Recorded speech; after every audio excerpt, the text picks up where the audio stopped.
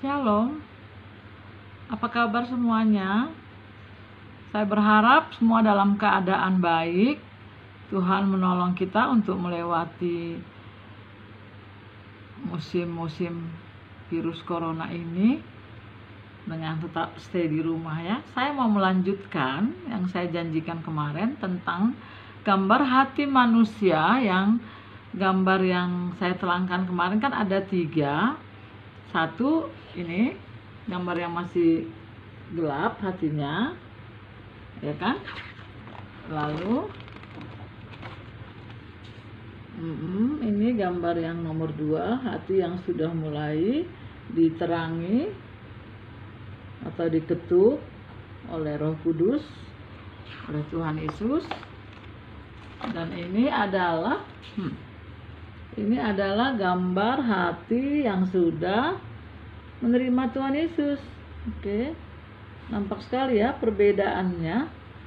Ya, nampak sekali perbedaan antara hati yang sudah menerima Yesus dengan hati yang belum menerima Tuhan Yesus.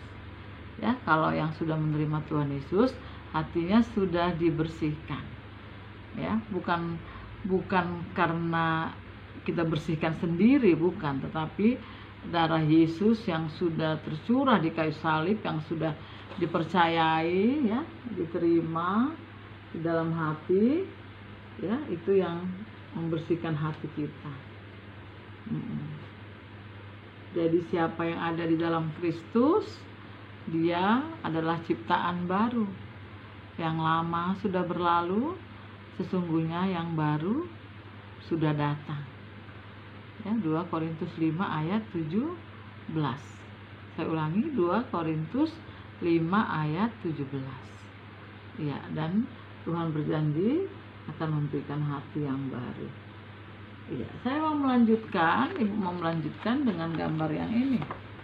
Walaupun saya tidak terlalu suka melihat gambar ini, tapi juga harus dijelaskan ya. Nanti ketika saudara-saudara membeli alat peraga ini kan pasti ada ini.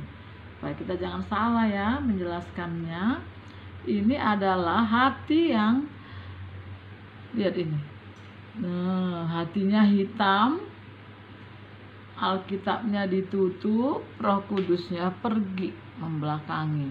Ini adalah hati orang yang dengan sengaja menolak Tuhan Yesus, menolak firman Tuhan. Ya, kalau kita ingat kisah, ada orang yang pernah disembuhkan oleh Tuhan Yesus ya. Itu diusir roh jahat dari dalam dirinya. Hatinya sudah dibersihkan, tapi dia tidak mau menerima Tuhan Yesus. Akhirnya datanglah 7 roh jahat. Nah, lihat ini. Ya. Bukan saja tabiat iblis itu ada di dalam, tabiat hewan ada di dalam, tapi setiap tabiat ditunggangi oleh iblis. Ini keadaannya sangat buruk sekali. Saya berharap tidak ada hati kita yang seperti ini. Ya, janganlah menolak kasih karunia Tuhan. Janganlah menganggap sepi kemurahan Tuhan. Ya, begitu banyak berkat yang sudah diberikan Tuhan, janganlah dengan sengaja menutup pintu hatimu kepadanya. Iya, itulah gambar yang keempat. Dan gambar yang selanjutnya adalah begini ya. Nah, bisa begini kita. Kalau kita menerima Tuhan Yesus, bisa begini kita nanti. Apabila selesai di dunia ini, bila sangkakala Allah terdengar ya, bila namaku dipanggil ku ada. Ya, ini tu dia ho dung mateho alusima. Iya, inilah hati orang yang udah menerima Tuhan Yesus tadi.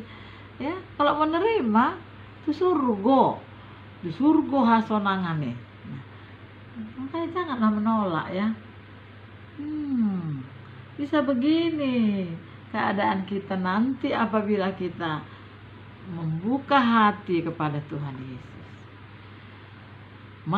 Masuk hatiku Ya Yesus, ya undanglah Tuhan Yesus. Dia berdiri di depan pintu hati kita dan mengetuk. Dia sendiri yang sudah mati di kayu salib untuk mengampuni dosa kita. Dia bisa merubah hati kita. Marilah kita datang kepadanya. Nah, ini otomatisnya disambut oleh malaikat-malaikat. Tapi sebaliknya, jikalau hatimu tetap tertutup, tidak mau menerima Tuhan Yesus, maka hari kematianmu seperti ini. Oh, jangan salah ya, bukan iblis yang mencabut nyawa, bukan ya, saya ulangi, iblis tidak mencabut nyawa, tapi iblis datang, dia mendakwa atau dia memberitahukan bahwa kita miliknya, ya. Jelas sekali di sini ya. Wah, ini nggak mau dia bertobat, ini minum tua dia. Bukan tua, apalah, alkohol lah ya. Kamarnya pun berantakan.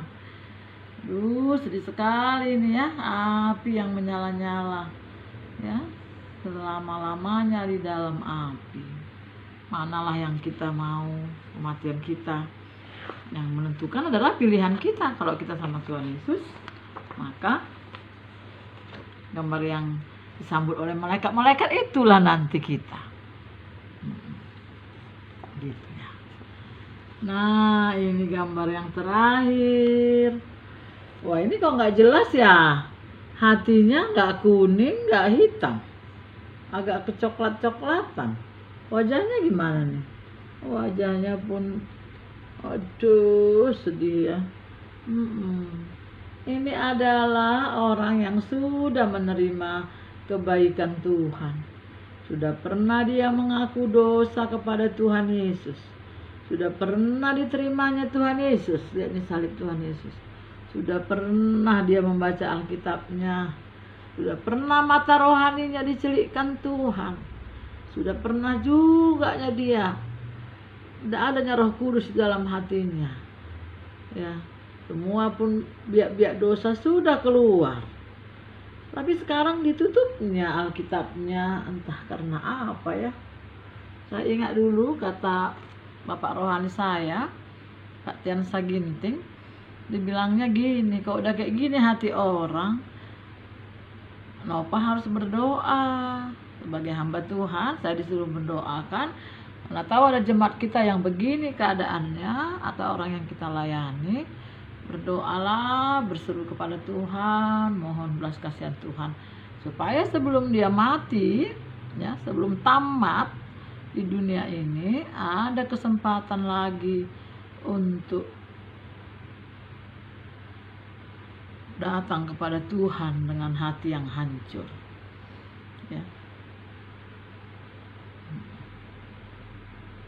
Dia tidak ke neraka, ya, karena orang yang udah menerima Tuhan Yesus, tidak ada kuasa lain yang dapat merebut kita dari tangan Bapa, karena Yesus jauh lebih kuat. Tetapi orang yang seperti ini pasti banyak kali kerugiannya ya. Semoga jika ada yang sedang begini hatimu,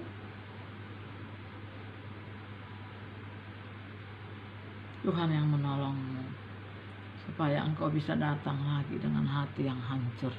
Bacalah lagi Alkitabmu. Ingatlah lagi betapa dalamnya kau telah jatuh. Ingatlah betapa Tuhan Yesus sudah mati untuk mengampuni dosamu. Jangan terus bermain-main dengan dosa. Demikianlah cerita hati manusia yang bisa Ibu sampaikan.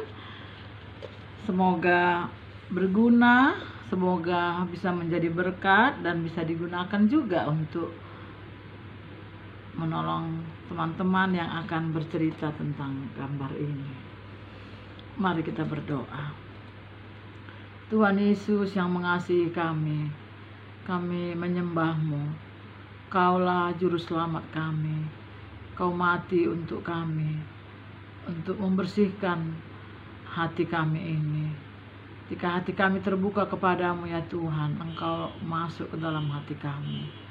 Terima kasih ya Tuhan Yesus, kami bersyukur kami bisa mempelajari ini supaya kami pun bisa juga merenungkan tentang diri kami dan bisa juga menceritakannya kepada orang lain. Dalam nama Tuhan Yesus kami berdoa. Amin.